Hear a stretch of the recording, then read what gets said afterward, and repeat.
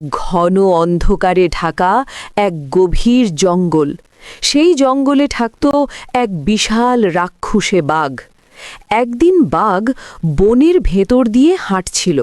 হঠাৎ সে গর্জে উঠে বলেন, আজ যেই সামনে আসবে তাকেই খাবো, কাউকেই ছাড়ব না। আমি জঙ্গলের রাজা।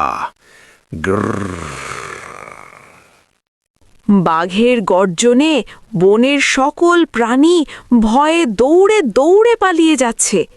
এদিকে এক কোণের ঝোপ থেকে শিয়াল বাঘকে দেখে, আর শিয়াল বলে, রাক্ষসে বাঘ আবার শুরু করেছে। এর যন্ত্রণায় বনের কোনো প্রাণী শান্তিতে থাকতে পারছে না, সবাইকে ভয় দেখাচ্ছে। এবার একটু শিক্ষা দিতেই হবে। বাঘ কখন কোন দিক থেকে এসে কাকে যেন গুম করে ধরে নিয়ে যায়। এই ভয়ে বনের সকল প্রাণী যেন অসহায় হয়ে পড়েছে। এদিকে বাঘ শেয়ালকে দেখে ঝাঁপিয়ে পড়ে। বাঘ বলে, তোকে তো আজকেই শেষ করব। আমাকে মারতে এসেছ? আগে নিজেকে সামলে নাও বাঘ ভাই। কি বললি? আমাকে তো কেউ কথা শোনায় না। আমি শোনাবো, কারণ তোমার থেকেও বড় এক বাঘ জঙ্গলে এসেছে।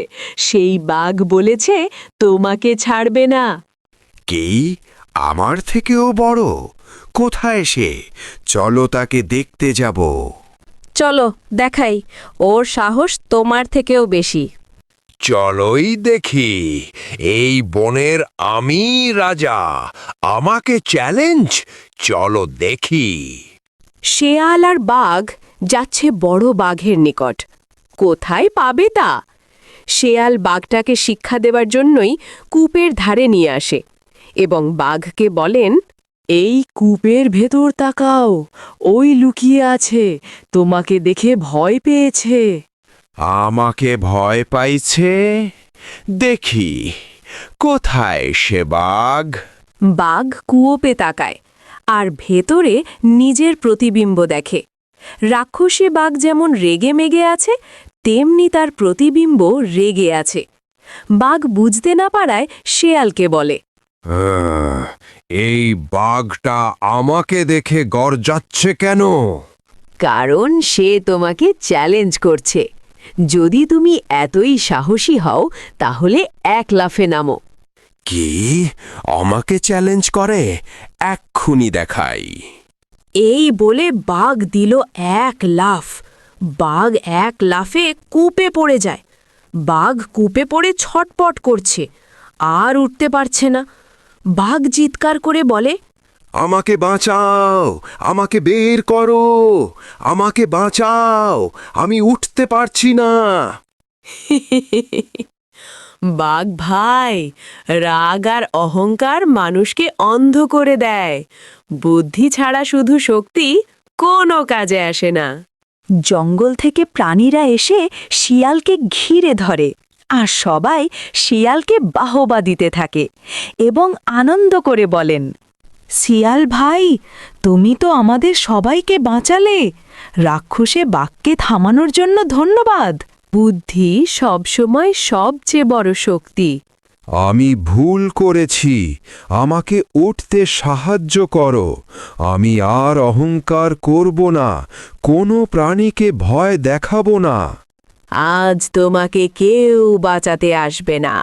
তোমার শক্তি আর অহংকার দিয়ে এ বনের সকল প্রাণের ওপর অনেক অত্যাচার করেছ। আজ কোথায় তোমার শক্তি আর অহংকার? তুমি বড় একা, আজ কেউ তোমাকে সাহায্য করবে না। জঙ্গল আবার শান্ত। কূপের ভেতর বাঘ অনুতপ্ত হয়ে বসে আছে। তাই বলি, অহংকার ধ্বংস করে আর বুদ্ধি তাকে রক্ষা করে। RFL bathtub mixture. একদা এক ঘন সবুজ বনে এক চতুর শিয়াল ঘুরে বেড়াচ্ছিল। সারাদিন খুঁজেও সে কিছু খেতে পায়নি। ক্ষুধায় তার পেট মোচড়াচ্ছিল। ঠিক তখনই শিয়ালের চোখে পড়ল একটি বড় গাছের ডালে বসে আছে এক কাক। তার ঠোঁটে এক টুকরো মাংস।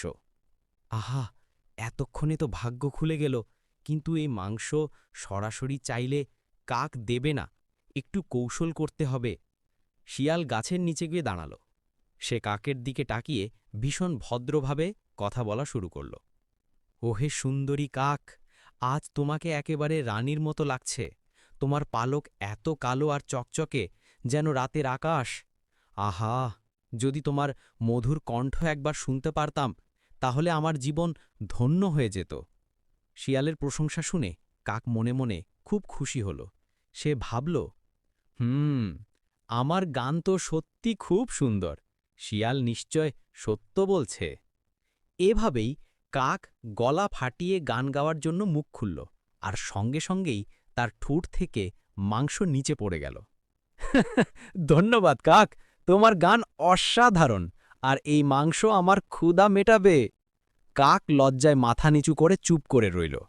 সে বুঝল শিয়ালের মিষ্টি কথার ফাঁদে পড়ে সে বড় ভুল করেছে, আর শিয়াল আনন্দে মাংস নিয়ে পালিয়ে গেল। শিক্ষা: চাটুকারিতায় ভোলা উচিত নয়। যারা বেশি প্রশংসা করে তাদের আসল উদ্দেশ্য সবসময় ভালো নাও হতে পারে।